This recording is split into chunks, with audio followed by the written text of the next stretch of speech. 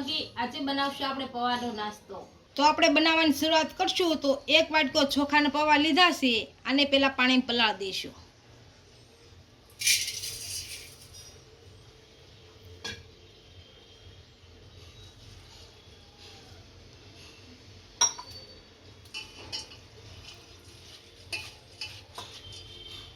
આને આપણે પાણીમાં 10 મિનિટ સુધી પલળવા દઈશું।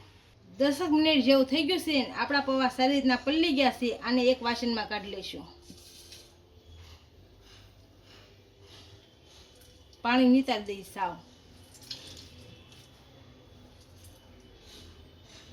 આ રીતનું નીતારી દેવાનું, બધામાં આ રીતનું પાણી નીતારી દઈશું।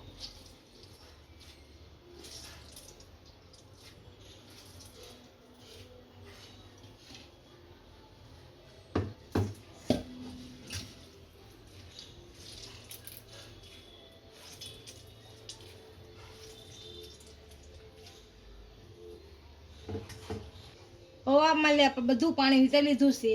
આમાં 1 વાટકો ચોખાનો લોટ નાખશું।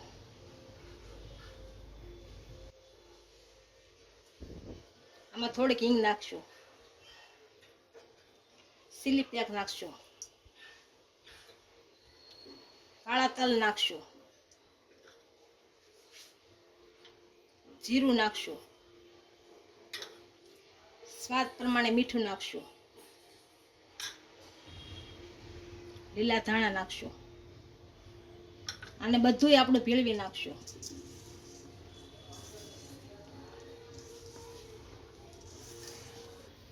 આમાં આપણે જરૂર પ્રમાણે પાણી નાખી અને લોટ બાંધી લઈશું। થોડું થોડું પાણી નાખીશું। આપણો લોટ બંધાઈ ગયો છે। આને મેંદુવડાનો આકાર આપી દઈશું। જો આને કોઈ પણ આકાર આપો તો પણ ચાલે। સેજ તેલ વાળા હાથ કરી અને આકાર આપી દઈશું। અને ગમે એ આકાર આપો તો પણ ચાલે। હું મેંદુવડાનો આકાર આપું છું। આ રીતના બધા બનાવી લેશું।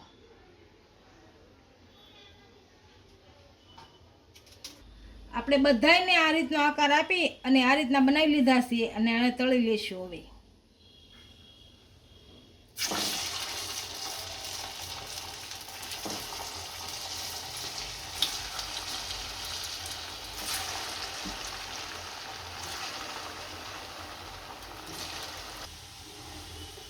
આપણે આ તળાઈ ગયા છે અને હવે કાઢી લેશું। અને તેલ નીતારી દઈશું હાવ।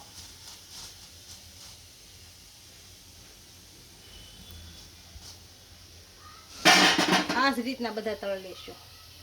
આપણો પૌવાનો નાસ્તો તૈયાર થઈ ગયો છે। એને એક ડીશમાં સર્વ કરી લેશું।